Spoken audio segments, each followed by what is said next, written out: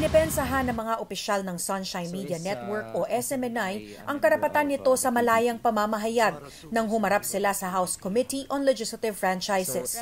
Iniimbestigahan ng komite ang posibleng liability ng network sa di umano'y pagkalat ng fake news tungkol sa foreign trips ni Speaker Martin Romualdez. Sa programa ng SMNI na Laban Kasama ang Bayan, isang source di umano mula sa Kongreso ang nagsabi sa hosts na umabot ng 1.8 billion pesos ang gastos sa mga biyahe abroad ni Romualdez at kanyang staff. Mahirap kasi sabihan ang anchor kung anong ang kanyang itanong na question, kung kailan niya itanong. In the same manner, kung may guest sila, hindi naman namin sabihan kung sino ang kanilang iimbitahin. Dagdag di supliko, may disclaimer ang SMNI na ang mga pahayag at pananaw ng mga guest ay hindi automatic na kapareho ng sa network. Diniin naman ng mga mambabatas na responsibilidad ng SMNI na siguruhing hindi nagagamit ang kanilang mga programa para magkalat ng maling impormasyon.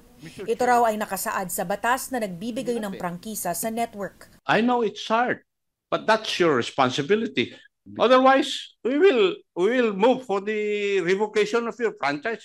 Nilinaw din ng komite na base sa records, malayo ang sinabing 1.8 billion na travel expenses ni Romualdez dahil nasa 4 na milyong piso lang daw ang ginastos ng speaker para sa foreign trips mula Enero hanggang Oktubre. Giit naman ng mga host na sina Jeffrey K. Eric Celis at dating Presidential Communications Office Undersecretary Lorraine Badoy, hindi nila ni-report as factual ang nasabing impormasyon. Paliwanag ni Celis, may 2 tao raw na nag-text sa kanya tungkol sa travel expenses ni Romualdez sa gitna ng live interview kay dating Presidential Anti-Corruption Commission Head Greco Belhica. Kaya naman naisipan siyang tanungin kung may alam ba siya sa issue.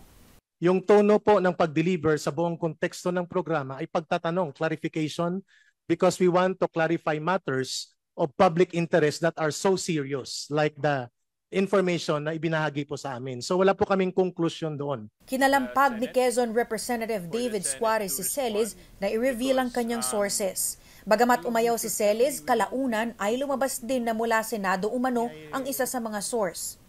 May I request that the transcripts of the said hearing be forwarded to the Senate for the Senate to respond, because if this is true, and assuming that tama yung sinasabi ni Ka Eric, may naglalabas ng disinformation laban sa mababang kapulungan. Naniniwala naman ang kapisanan ng mga broadcaster ng Pilipinas na tila hindi sumusunod ang SMNI sa industry standards dahil hindi accredited ng kanilang grupo sina Celis at Badoy. Ang SMNI din ang naglabas ng programa ni dating Pangulong Rodrigo Duterte kung saan inatake niya ang ilang miyembro ng Kamara.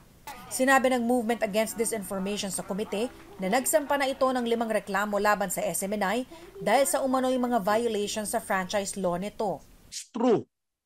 Wala pa hong guilty verdict yung mga kaso, but the fact remains that there have been so many cases filed against SMNI simply means that meron ho kayong mga violations. Magpapatuloy ang hearing ng Kamara sa susunod na linggo. AC Nichols, CNN Philippines.